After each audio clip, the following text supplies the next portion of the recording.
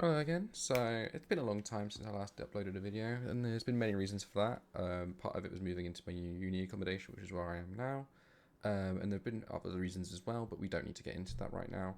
But we're going to be bringing it back straight away with some Worlds content. We're going to go straight into talking about the new Worlds format because I haven't done that yet.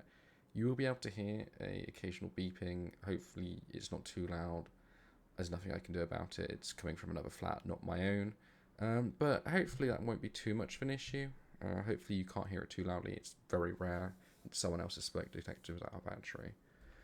So anyway, we'll start off with the qualifying series between Team BDS and Golden Guardians. See, I kind of like this in theory.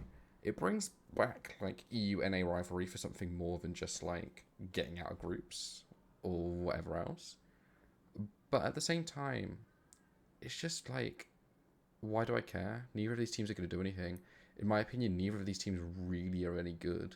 Golden Guardians are probably, if they, I reckon at the moment Golden Guardians probably win it. Sadly, is that I have to say that as a European. But neither team's any good. They both kind of suck. Neither team's going to do anything at once. And they go straight into play-ins. But all the other LEC and LCS teams go straight into the knockouts, which I think into the Rumble stage, which is a bit weird. Anyway, play-in stage, same as usual. Nothing's changed. I don't really care about it. Now we get into the Swiss stage, and I quite like the idea of a Swiss stage. I've not really get to see it do very much, but in CS:GO tournaments, which is the only thing that I've watched even casually that uses Swiss brackets regularly, they seem to work okay. It doesn't seem to be too many issues, and there seems to always throw up surprises. Hopefully, though, unlike CS, they do like the matchups a bit better. Because what I always find with CS is like the big teams seem to play each other more often than they should. Like I really hope we don't see like, let's say like Fnatic get through because because Gen G have played T1, JDG, and BLG or something in their opening 3 games and have got mental boomed or something. Because that would really help. I know obviously in order to do that you need like top teams to lose games as well. But I've never seen a Swiss round executed very well. But it always throws up surprises, so that could be kind of interesting.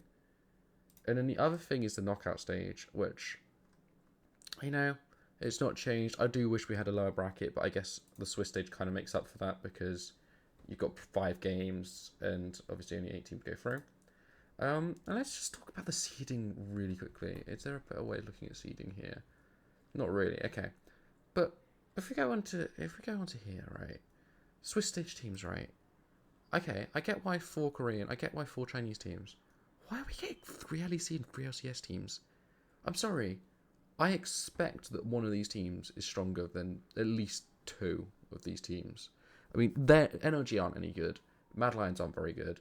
Fnatic aren't very good. TL aren't very good. And I wouldn't really consider C9G2 that great either. Like, unironically.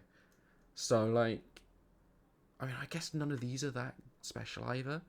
But it seems a bit unfair on the minor regions, if I'm going to be honest. But then I guess who would you give it to? I guess I would personally give it to the VCS winners, which could be either of those 2 teams, by the way. But and maybe one of the PCS winners as well, and then bring down the 3rd seed from these 2 regions, Team Liquid and Mad or Fnatic down.